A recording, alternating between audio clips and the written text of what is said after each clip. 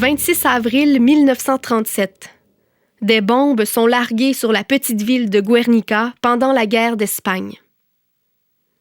1er mai 1937.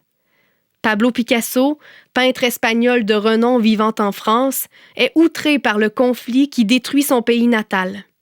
Il commence la création d'une toile monumentale qui sera dévoilée moins d'1 mois plus tard à l'Exposition universelle de Paris et qui illustre toute l'horreur de la guerre. Il dira « La peinture n'est pas faite pour décorer les appartements » et il intitulera son œuvre « Guernica ». Avril 2007. Julie Lambert, pour souligner les 70 ans du bombardement du petit village espagnol, pastiche l'œuvre de Picasso et en fait le point central de son œuvre, Guernica ou Amnésie collective. Elle reprend ainsi les images tragiques peintes par Picasso dans un camailleux dramatique de noir et de gris en y ajoutant sa griffe.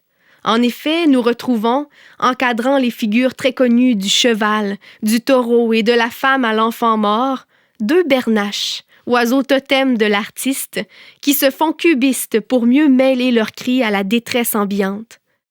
Au-dessus d'eux, 8 petits panneaux de bois verticaux sur lesquels sont gravés des traits qui rappellent des ogives.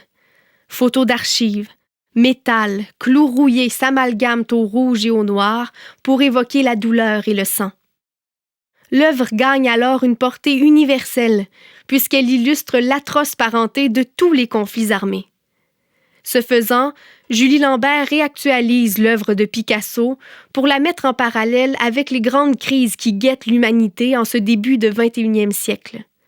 Ce sont les bernaches du relief d'argile centrale qui nous en donnent un premier indice.